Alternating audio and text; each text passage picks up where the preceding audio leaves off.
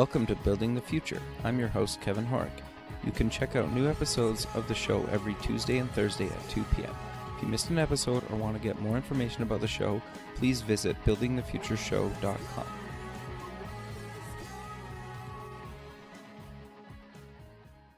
Welcome back to the show. Today we have Samantha Stone. She's the founder and CMO at the Marketing Advisory Network. Samantha, welcome to the show. Thank you. I'm very pleased to be here. Yeah, I'm excited to have you on the show. You have quite an interesting background. You wrote a book. You're doing a bunch of other really cool stuff. But maybe before we kind of get into all that, let's get to know you a little bit better and start off with where you grew up. Excellent. And generally, that's not a loaded question, but in my case, it's actually a very hard question to answer. So I'll give you maybe a little longer answer than you were looking for. No, I love it. But hopefully it'll give some interesting context for my approach to work and life and everything. I actually spent most of my youth living outside of the United States. I am an American, and I grew up initially in Connecticut. I was born there. And my parents decided that they wanted a bit of an adventure, and so they became teachers overseas. So I spent 5 years living in West Africa. I lived in Greece for a little while, and I went to high school in Singapore. Wow. So I had, this most amazing experience that is very, very difficult to replicate, but has really made me who I am today, and also makes me really appreciate a lot of little conveniences and things that so many of us take for granted. Sure, and I also think too, and like I was born and raised in North America, and so I think just even from my own kind of self, and the more and more I get to interview people kind of that grew up outside of North America, you realize like the pros and cons of growing up in North America, to your point, right? And I think especially kind of in your space, when you're trying to maybe move a product outside of North America, sometimes we don't really understand the little differences, whether they're good or bad, about kind of other parts of the world. Have you found that? Absolutely. I think one of the benefits of having done so much travel, both living in other countries and having the opportunity, because I was there to explore and vacation in all kinds of different locations, is I had this very hands-on interactions with different cultures and really grew to appreciate how important it was for how we communicate. And as marketers, really everything we do is around communication. So when early in my career, I started to have opportunities to market outside of just the United States. It was very natural for me to be able to not only understand the nuances of how to communicate with customers, but probably the biggest benefit in my early career was I was very comfortable interacting and working with my peers in other parts of the company. And that was not usual for someone who was in their early 20s. But this benefit of having grown up is I understood the differences in how we communicate and our styles, and when it was important to be in person, when I could use the phone, and when I was traveling to these other offices, I could enjoy and relax and be very, very comfortable knowing that their customs and their styles might be different than what I was used to. Sure. So maybe before we get a little bit deeper into that side, you have quite an extensive kind of educational background. So do you kind of want to cover, where you kind of went to university and kind of what did you take and why you took it? Absolutely. I decided after high school that I really loved the life that I had led, but I wanted to come back to America and live full time and do my higher education in the United States. So I enrolled in a small liberal arts college in Connecticut, a college called Trinity College, and it was perfect for me. And it was perfect for me for a couple of reasons. One was I actually had a lot of extended family in the area. So while my immediate family, my parents and my sister, were not living in the country, I didn't feel completely isolated and alone. I did have this connection to grandparents and aunts and uncles. So Connecticut was very appealing for that reason. But I also really wanted to be at a small school, and Trinity reminded me a lot of the kind of environment I'd grown up in. It was a close community. It was a beautiful campus. I could take all different kinds of things in studying. And ultimately, I knew that I wanted to be in business, but they didn't have a business degree. So I ended up taking my undergraduate degree in economics. And originally thinking I was going to be doing public policy research. And so I spent my 4 years at school doing a lot of internships and research studies. And in fact, my thesis was on job training programs for urban youth. Not something that I use in my day-to-day career today. However, I really learned a lot about analysis and overall economic forces and data, and did all kinds of things that I think prepared me to be a marketer in today's day and age. Probably wasn't necessary when I first started. We weren't nearly as data intensive as we are today, but it gave me this foundation and analytical background that made me question everything and want to prove everything. And that served me very well as I eventually moved into marketing. It wasn't my initial path into my career, but as I got there, it served me very well. Sure. So I'm curious then, kind of walk me and the listener through your kind of post-university career before you kind of decided to found the Marketing Advisory Network. Yeah, it's really was an interesting journey for me. I graduated from college with a degree in economics with the full intention of sort of saving the world and being in politics and things. And I found it very challenging to find the kind of job that I wanted. And I didn't really have the level of experience that I needed. And I also had this burning need to move to the Boston, Massachusetts area. I can't really tell you why. I just sort of fell in love with Boston. It is a great city, to be fair. So I get it. I get it. Yeah, it was really, I'd come on a couple of spring breaks with friends from college and just loved it and knew that I wanted to move here. And so I moved here, and I didn't have a job and I didn't have a place to live. So I got a hotel room and I started doing door-to-door sales, really? Which is was this big, wide, crazy experience that I had. And I did it for a few months. I lived 100% on commission, solely what I ate for dinner that night and what I had, how much spending money I had was a complete direct correlation to how well I sold restaurant coupons that day. Interesting. And I was either going to McDonald's drive-through or I was getting a decent meal and cooking for myself. That's funny. It was really an eye-opening experience, and I learned a ton about it. And what I ultimately decided was that it was getting cold and getting dropped off in strange neighborhoods and walking around basically begging for my meals was not a career. And so I ended up ultimately doing a couple of things. I did some a sales job in an employee leasing company and ultimately ended up temping. Okay. I decided I wanted to go back to graduate school to get my master's in public administration. At that point, I still thought I was going to save the world. And so I went into school. I got accepted to a graduate program, but I needed to pay for that graduate program.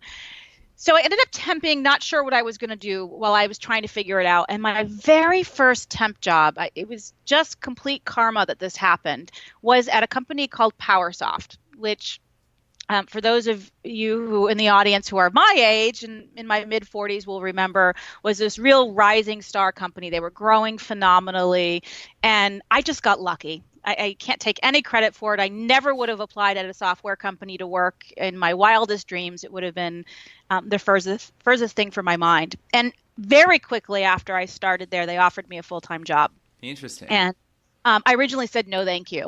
Really? Wow. I did. I was so arrogant and so sort of full of myself. I said, nope, not what I want to do. But very quickly, they were amazing. And I had an incredible mentor there. And he offered to pay for graduate school, even though it was not going to be in a business administration degree. They agreed to pay for my public policy degree. Interesting. And they let me run. I was working in the channel sales group, and they let me run the government partner program, which was a way for me to sort of meet this desire to be in public service and do it. And the truth is, I fell in love. I did take a couple of graduate classes and decided this isn't what I want to do. This technology stuff is really exciting, right? I didn't really understand it at the time, but it was an amazing company and amazing people. And it started my career in technology. And for years, I did channel sales and channel marketing work. And then eventually, I complained as a salesperson about what marketing was delivering to me. And I complained enough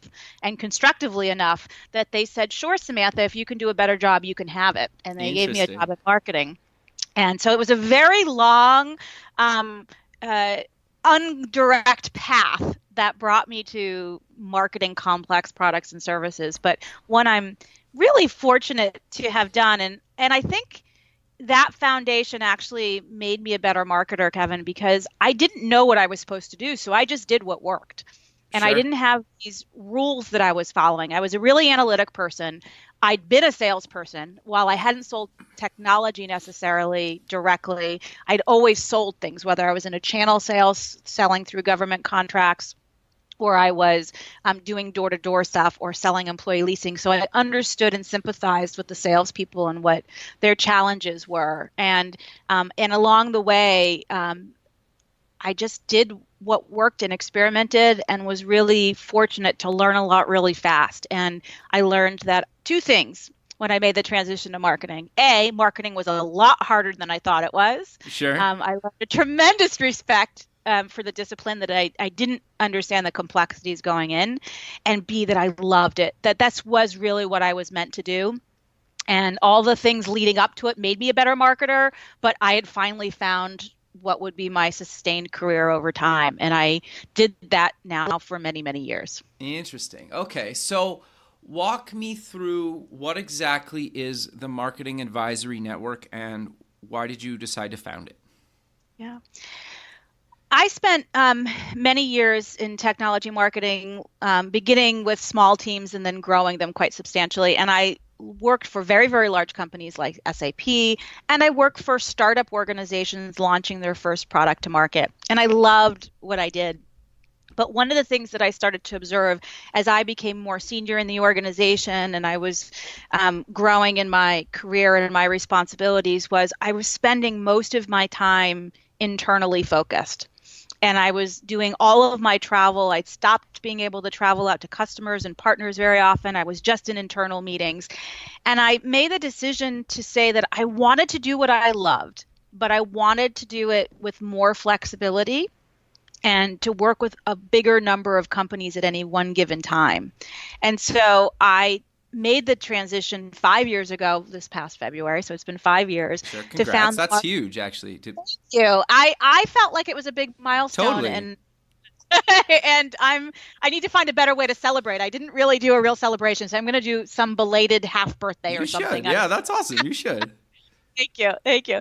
And, it really was my way of doing all the things that I love to do in marketing and really help organizations and help sales and marketing teams get better aligned and grow faster and accelerate what they were doing, but to be able to do it for a bunch of different companies with a lot more flexibility. I have one of the things we haven't talked about, which is a big part of my life, is I have 4 kids. Okay. And they're now all teenage men and young adults. Got you. And I always intended to work and really wanted to be able to do that. But I wanted to have a little bit more flexibility about where I worked and be able to go up to the cottage for the week while they skied and worked and, do those things. So the Marketing Advisory Network allowed me to do this amazing work. I work with such incredible clients. I feel very, very fortunate every day that I get to wake up and do 5 different things in the same day. And that's Sure. just something you can't do when you work for a single company. Yep. And it's incredible. And I get to do it with a lot of flexibility. And I have a network of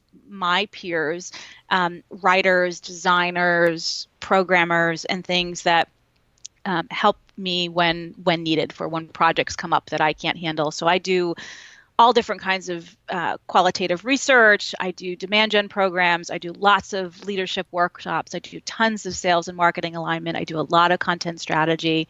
And I'm just incredibly grateful that this crazy path that I took, starting way back living in Liberia for 5 years, somehow led me to this very lucky career. But I think you brought up a bunch of things that I think that I really relate to, that I think a lot of people are kind of scared to maybe just go for it one day, right? Like it sounds really, really stupid, but kind of before, I can't even remember where I was reading it, but it was a number of years ago, probably 5-6 years ago, where somebody said to me, they were literally just anybody that ever has become successful in their life just decided one day to go for it.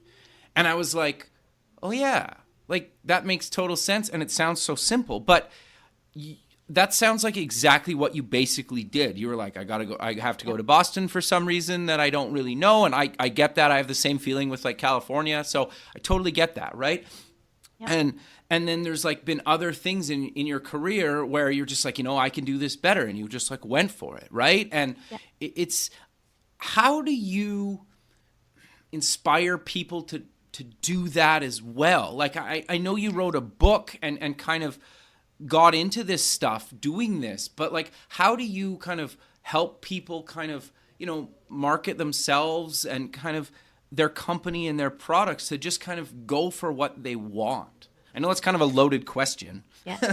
No, it's a great question, and it's really important. And I think, you picked out in your career a couple of examples we've talked about today where I did just go for it. But, it isn't always an easy thing to do. And sometimes people meet me and they think, wow, Samantha, you've always just gone for it. I've struggled the same way everybody else does. I didn't just go for everything, right, in my career. And I've been there. And I'll give you a really good example. I launched the Marketing Advisory Network 5 years ago. I'd wanted to do it for 5 years before that. Sure. And I was super hesitant to do it. And I would take a couple consulting projects, but I never was willing to just take the leap of faith that it takes to start your own business with no clients, which is effectively what I did. Sure. And just go for it. And it took a friend of mine, his name is Dan Kraus, and he runs a company now called Leading Results, but we work together at SAP.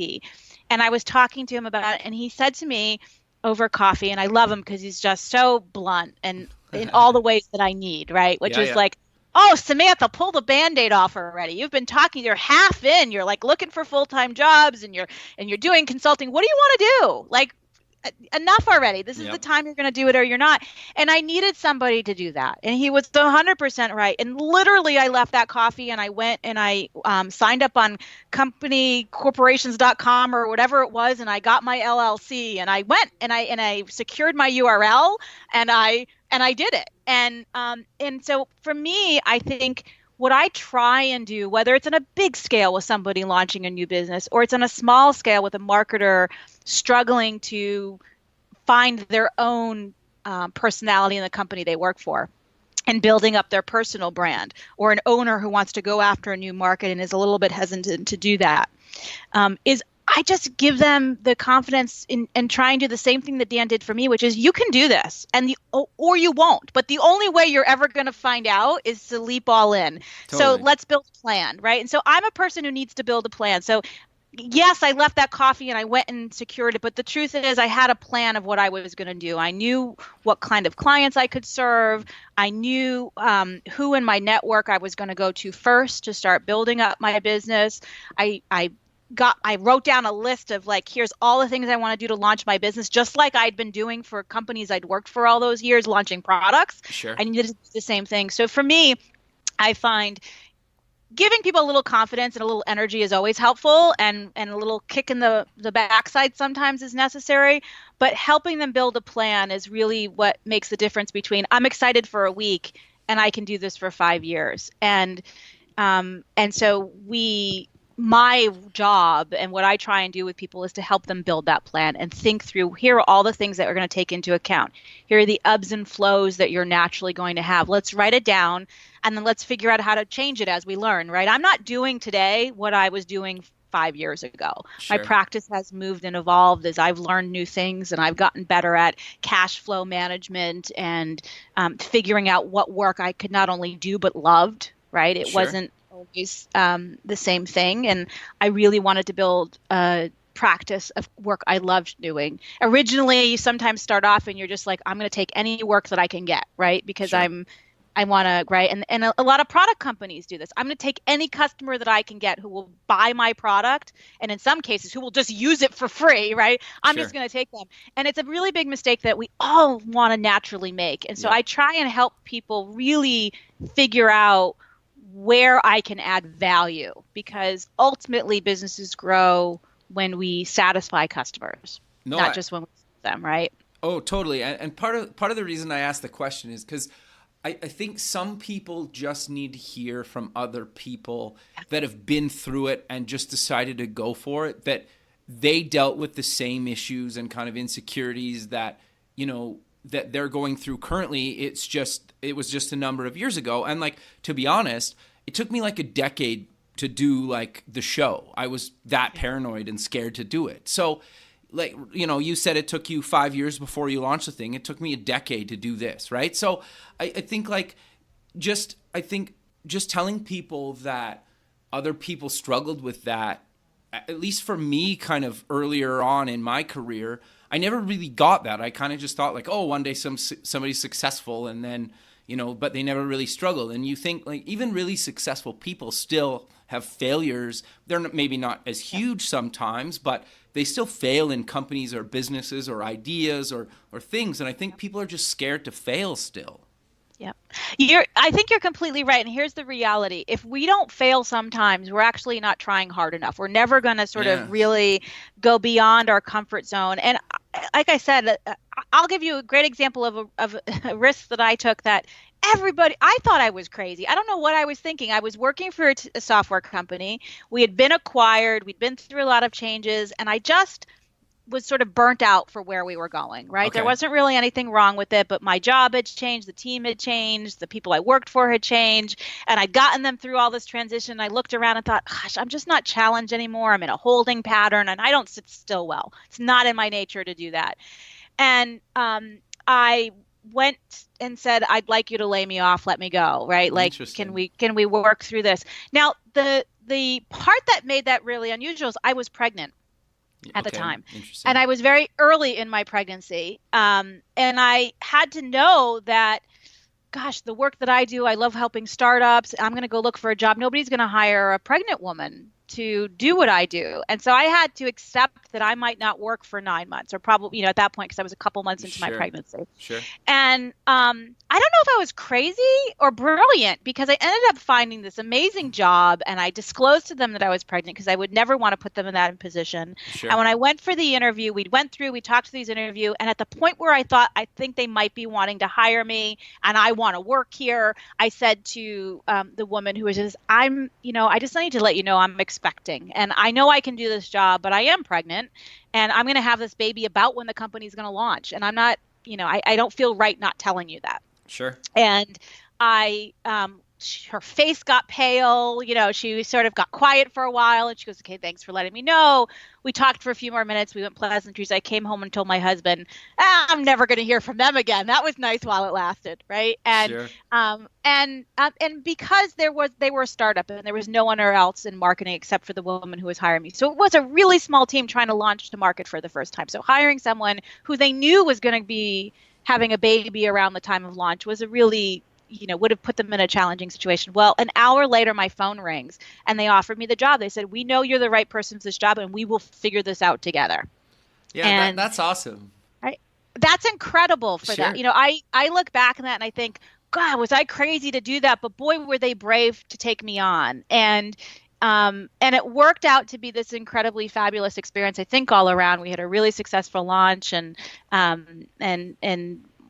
was with infant in arms typing up the press release, right, and doing all that. And it was this crazy, crazy journey. But we just have to take these chances, and somehow when we work hard and when we're doing the right thing, it does work out. And it doesn't always work out how we think it's going to. Sure. Right. It's not always the job that we think we're going to get, or the reaction that we think we're going to get, but something good comes of it. And even if that something good is I learned a really painful lesson, because there's plenty of times where I failed. And those painful lessons make me better. They make me a better human. They make me a better businesswoman. And we all have to be willing to just jump in and take that chance and know that nothing can't be undone. Right? If totally. It didn't work out, I would have done something else, and I would have found work later, right? No, totally. I think the best advice that I got that's kind of related to, I think, what you're talking about here is like, you should always be looking to kind of upgrade. And if you have like the greatest job in the world, obviously it's going to be hard to kind of upgrade. Or if you're running your own thing, obviously it's going to be kind of hard to upgrade. But if you're not really that happy in your job, you should always be kind of looking to either go do your own thing or go to another company, or kind of, to your point, like you literally were like, look, I'm just going to get laid up. I want like to leave this company. So like lay me off. And then you literally were just like I really want to go work at this company. You happen to be pregnant. Like it's all kind of, I think people are just kind of scared to just take that like leap, right? And I love that you just did that. I think that's inspiring in itself. Yeah. Well, I appreciate it. Thank you. And it does take just that leap of faith, and it's fear and it's comfort also. So I've been running my consulting practice now for 4 years, 5 years. And about a year ago, a little bit over a year ago, I was really comfortable. 100% of my business is referral. I'm doing very well. I'm very comfortable. I love the work I'm doing. I could have just kind of kept going with the flow and doing what I'm doing, and I probably could have done it for another 5 years or so. But I decided I need to keep challenging myself, because I think we need to do that if we want to inspire other people. Sure. And we want to help them. We have to challenge ourselves. And so I decided I was going to write a book. Sure. And I'd never done that before. I'd done lots and lots of writing, but I'd never written a book before. And it's doing the kind of thing that keeps us not just falling, to fear, but to comfort.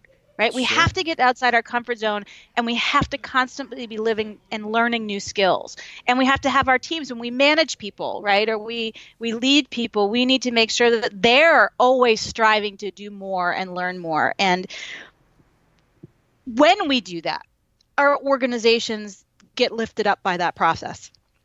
And we serve our customers more, and there's all this new energy that we get to utilize.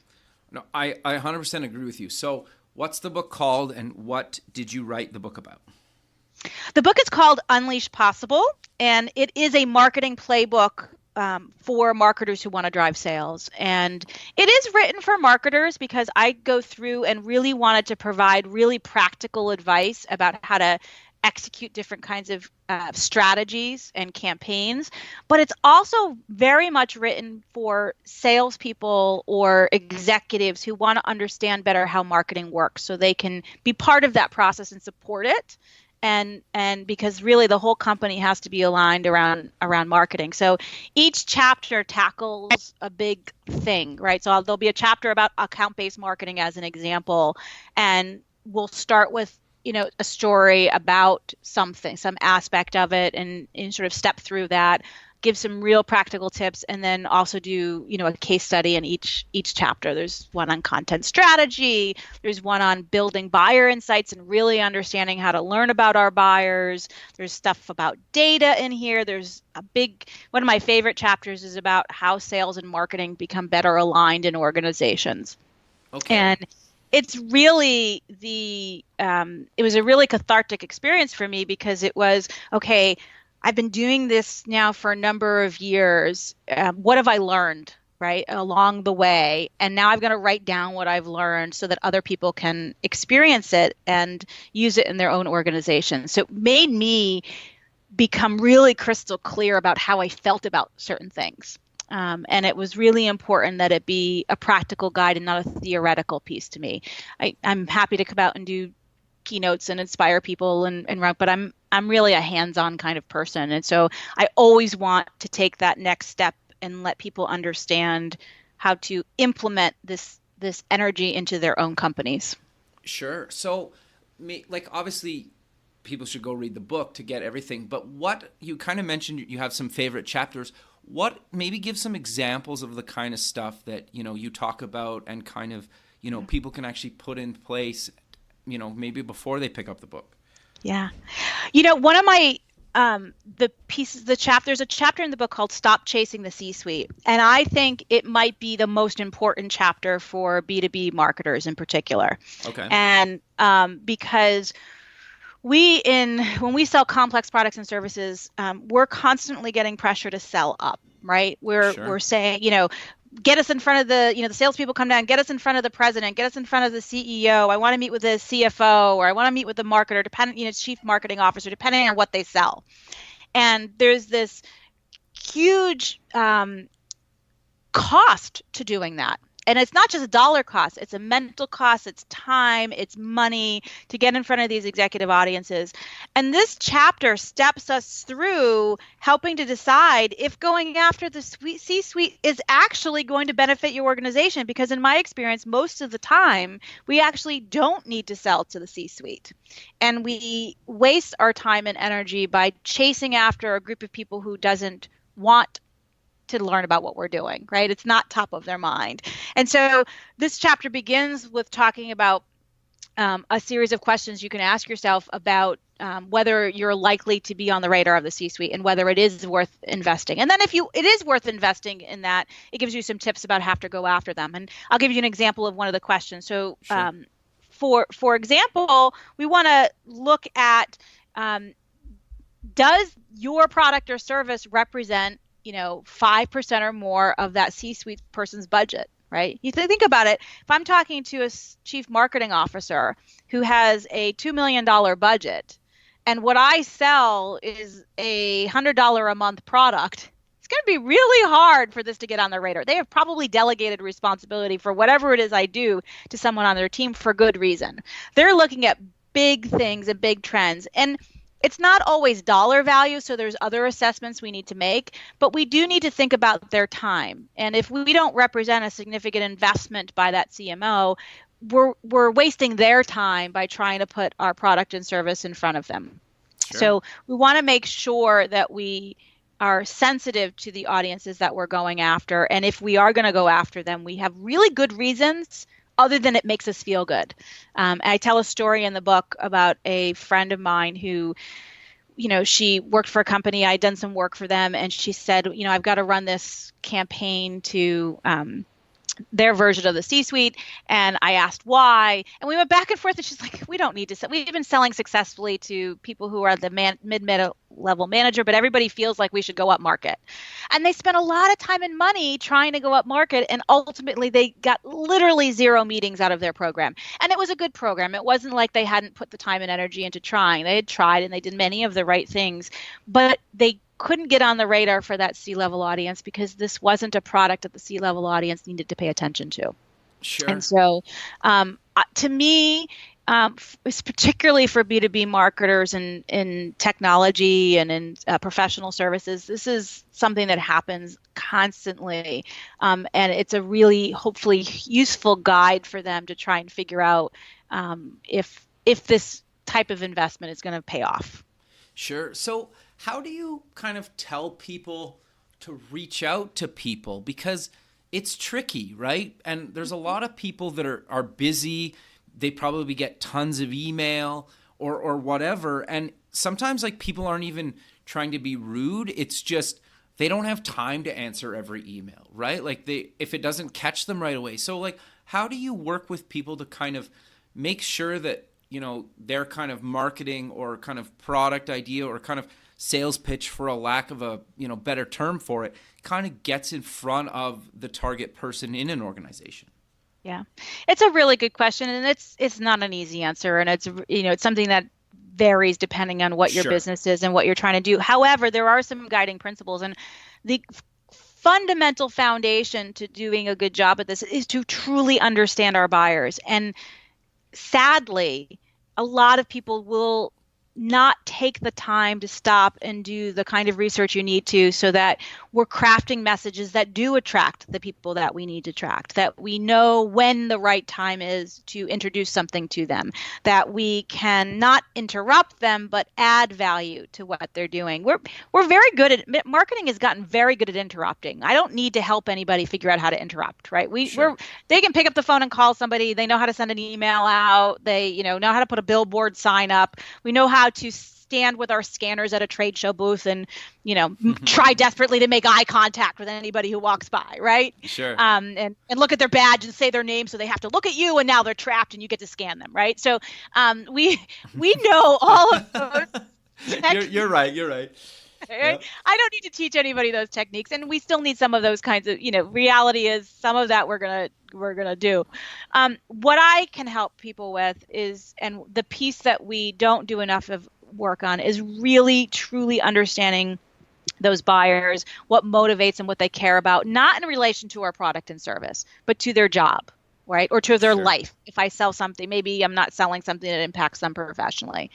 And by understanding that, then we start to translate and we create content that is going to add value to them, information that's going to help them. So when we do interrupt them, we're interrupting them with things that they care about and can see value in. So if I'm going to send an email, let me send an email with something that's going to catch your attention, A, and B, something you're going to feel like, oh, good, they sent that to me. I appreciate it. I may not need their product or service, right? But this paper, this research actually helps me do my job, or this new process that you've outlined makes my life a little bit easier, right? And those Sure. types of things. So for me, it's that foundational research then tied to content that's not about us. Nobody needs me to help them write a paper about what their product does, Sure. right? With Sure. services. That we all know how to do that. And yeah, sometimes I'll do it as part of something else. That's not the hard part. The hard part is understanding how it applies to the people that we serve. And when we can get that correct, the interruptions that we're going to naturally do as part of our sales and marketing outreach then become valuable. The other piece that I'll just add to that is I help people say no quite a bit, and I Okay. help them figure out what not to do. For example, I'll often come into an organization, they'll tell me, I've got my database is 200,000 people. Awesome. Let's talk about who you target. And when we get down to it, we're targeting 200 companies. You've Sure. got 200,000 people in your database, and really who you want to sell to is 200 companies. Something's disconnected there, right? Yep. And why are we sending so much? And they'll say, well, in order to hit my response rates and to get the number of downloads I need to grow my list. But that's not targeted. That's not focused, right? So Hmm. we're spending all this time and money because we all grew up thinking we need to do this waterfall. We need to go after a huge group of people that then shrinks down and shrinks down and shrinks down. I'd rather completely flip that orientation and say, who it will be served by what I do. Let's really focus on adding value to their day-to-day life or their day-to-day job. And let's do fewer things, but do them incredibly well. And that is not always an easy change to make. Sure. One of the other things that we talk about in the book is the difference between lead quality and lead volume. And I tell a story in there. It's one of my favorite stories because I still picture the CEO's face as I did this. So it was one of my first consulting jobs. So it was really, really early in my consulting practice. Okay. And they hired me specifically to increase the number of leads that the company was generating. That was like in my statement of work, which, by the way, I've learned I'd never put in a statement of work today. But at the time, it was one of my first consulting jobs, and it was Sure. literally in there. And so I come in, and before I start doing programs, I'm doing a complete audit about what they've done. I'm spending time with the existing team. I'm looking at everything. I'm looking at the report. I'm looking at their Salesforce system and in their marketing automation system. I'm also talking to customers, and I'm talking to prospective customers. I'm sitting in on sales calls, listening. So I've spent a few weeks really understanding the business. And I come back to the CEO who hired me and the chief revenue officer who hired me, who headed up sales. And we're sitting in a room, and I'm presenting the plan, the output. They're so excited. And the first thing I tell them is we're cutting leads by half. Really? And they were professional, and so they didn't want to completely give away their game, but then jaws dropped, a little color washed out of their face, and I could see this, like, why did we hire Samantha? What is going on? What is wrong with you? You misunderstood the I want more leads part. But the reality is they actually didn't need more leads. They needed different quality leads. And so they were kind enough to sit quietly and let me step them through the process and why I had come to this conclusion and where we were wasting resources and how we were going to reorient. And the truth is we dropped lead count dramatically, but we increased revenue and our conversion rates got better and we got much more predictable. So, it's not always the obvious thing that we need to do. And part of my job and part of my role is to help people make the strategic assessments and shifts in strategy. that might not be natural. It was easier to say, I want more leads, right? I've got to come to Sure. a revenue number. I have my current conversion rate. Let's just put more in the top. That's an easier conclusion to come to, but it was not the right thing for that business to do at that moment in time. Yeah, no, I 100% agree. And that's kind of like the modern way that kind of companies are kind of doing sales and marketing now. And I think if your company's not doing that, you're in trouble, right? Yeah. Yeah, I think that's true. And, I'd like to believe that modern companies are doing that, but I can't. And maybe it's, I do have some bias because I'm coming to help solve problems, right? Sure. And get over challenges. So I don't see all the healthiest of companies, right? I see Sure. some that are struggling, and some that are really healthy but want to get to the next level. And but we we say we want to do it, and we know, but is a really big difference between knowing we need to do that and actually back to risk, right? Back to what we were talking about before, Kevin. It's just as hard for an organization to take that scary leap and say, I'm going to do half as many leads as I was doing before. That's Sure. scary. Yep. And we see that time. I see that all the time where I'm going to not take on this customer because I know they want to buy my product or my service, but I'm not going to do a great job serving them. And so I'm going to say no to that revenue right now. That's hard to Totally. do. Yep. Really, that might be the hardest thing that companies do, For sure. but it is it's so critical. I was teaching a workshop in California last week in the Okay. middle of, and I was out there to help them roll out their account-based marketing program and to put more things in the process that they were working with. And we uncovered something really important is they actually had a bigger problem they needed to solve first, which is their win rate on opportunities was much, much lower than it needed to be. And it had taken a huge dive.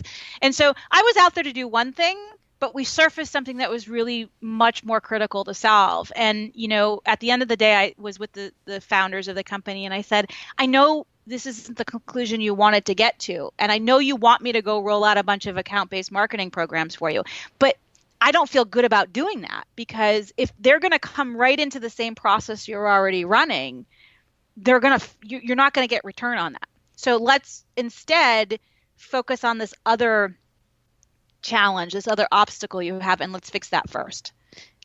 But that's a scary thing for those Sure. folks to do because they knew that they had that challenge and that Sure. obstacle. They had thought the solution was to put more stuff up at the top again, right? And so even though we know we need to focus and we know we need to do these things, we often fall into dangerous habits. And it's great sometimes just having an outside person come in. And one of the things that clients tell me constantly is, gosh, you came to that conclusion in half a day, and we've been studying this for 6 months. I'm not That's awesome. magical, right? I'm not magical. I wish I could tell you I was, right? It's Sure. not that. I'm objective. I Yeah, don't yeah, have yeah. that history, right? I don't have all the baggage about what we've done before or haven't done before. And so I have the opportunity to step back and look really clearly at what is happening. And so my advice, whether you pay people or not to do it, it's not about hiring a consultant, but it is about giving yourself being objective and making sure that you find ways in their natural day-to-day business to bring that objectivity to them, whether it's a friend that they bring in to look at something, whether it's an analyst that they talk to, whether it's new hires before they get too indoctrinated, right? Let them do an audit, all those things that we can use the techniques to keep us fresh and to keep challenging us and to keep us from getting too comfortable. Sure. But do you find sometimes that's scary for you as somebody that got hired by a company to do a specific thing and you literally go to them and say like, no, we need to do this first and then maybe get to that after? Yeah, sometimes it's scary, but I feel like it's my job to do that. Okay. And that my value that I add is not coming in and doing the letter of the statement of work. Sure. My job is to help you do the sort of the spirit of it. And you know what? I will tell you in 5 years, there was one time it backfired on me. Okay, where, interesting. the person said, they were really unhappy that they didn't want that and they wanted me to just do what I was hired to do. And I didn't trust my gut instinct in that one instance, and I did what they wanted me to do. And they weren't happy with the results because all the reasons my gut told me not to do it were true. Fair. And so when I do have that moment of hesitation, I remind myself that, look, they hired me to help them grow and to do their business. And so I'm going to give them the best advice that I have. What they take it or not is going to be up to them. But I feel like it's my obligation to share those observations, even if it's not the ones that they've hired me to address. And I think that's why people keep hiring me. Sure. No, that makes And the I most think sense. that's what, right, that distinguishes me from other types of resources. And I think in the end, we all, and myself included, people, I encourage people to give me feedback, clients, non-clients, all kinds of things. And the hardest things to hear are mostly the things I need to hear the most. Sure. Right. Yeah. The biggest wake up calls are the ones that I need desperately to get. And I don't always like getting them, and I don't always enjoy giving them, but I do feel like it's the right thing to do. And again, it comes back to this confidence of going. I'm much more confident in doing it 5 years into my practice than I was, 6 weeks into my practice. Sure. And it comes with practice. And even as a young woman, the first time I led a team at a company, I had two people who were a lot older than me who worked for me at the time. I was in my early 20s. Interesting. And having someone who was 45 work for me felt really uncomfortable. I was, Sure. I was sort of, I wasn't noticed. So I had to fake it. Sure. And I couldn't, I just sort of went with it. And we had a great relationship. And that person wasn't uncomfortable. It was completely my discomfort. It wasn't theirs. And that's one of the things we sometimes have to remind ourselves is when we are uncomfortable doesn't always mean the person receiving the information is uncomfortable. And we shouldn't project our angst on other people, because if we actually project confidence and authenticity, right? And sure. And set up a conversation correctly, how it's received is totally different. I mean, that whole setup of the conversation makes all the difference. If I'm going to be delivering you news, how I hold my body, what words I choose to use, how much proof and evidence I put around what I'm going to share with you, and also not faking when I don't know the answer, right? Sure. So Yeah. I'm really, I think people trust me because if I don't know, I'm not making it up. I'm just going to tell you this is how we're going to find out. Sure. And I'm going to give you, here's why I've come to the conclusion that I've come to, and here's where we might need more. And that candor, I think, we do it with other people. Right? Yep. Entrepreneurs do this, but we don't always do it with ourselves. We don't give ourselves the benefit of that, right? We're really guilty of that. No, I 100% agree with you. But sadly, we're coming to the end of the show. So let's close with mentioning where people can get more information about yourself, the company, and the book. Thank you. Yeah, I'd love to have that opportunity. The book is really easy. If you go to unleashpossible.com, that'll give you all kinds of information about the books. There's reviews up there. There's some of the tools and templates that I referenced in the book available for people to freely access. So would encourage people to go there. And from a consulting practice standpoint, or just from Samantha and who I am on LinkedIn and Twitter, as you would expect. But you can also go to marketingadvisorynetwork.com. And there is lots of information there about what we do. There's a blog there that has a lot of good practical tips and tricks and stories, some of which are happy stories about things that went really well, and some of which are sort of my nightmares that I share. It's sort of a therapy session. That's awesome. We all know we're not alone. We all have these frustrating things that happen to us, and how we learn from them and how we share them, I think, is really important. No, I 100% agree with you. Well, I really appreciate you taking the time into your day to be on the show, and I look forward to keeping in touch with you, and have a good rest of your day. Oh, thank you so much for having me, Kevin. It's been a pleasure. Perfect. Thank you. Bye.